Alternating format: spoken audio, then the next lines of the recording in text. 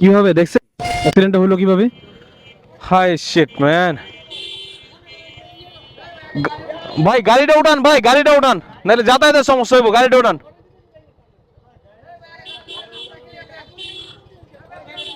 গাড়িটাকে উঠান ভাই, গাড়িটা উঠান। আয় রে, রিস্কার লগে লাগছে, রিস্কার লগে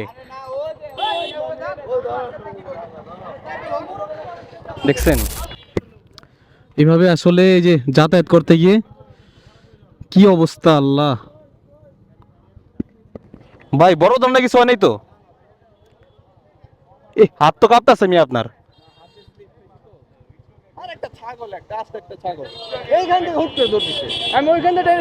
জরিমানা লোন ভাঙছে না কিছু? কিছু ভাঙে নাই? ধরেন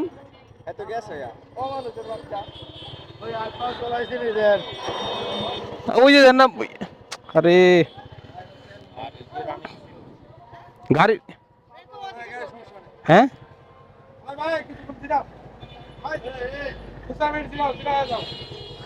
কিছু ভাঙে নাই, যা ক্ষতি হয়নি আপনার এটাই বেশি।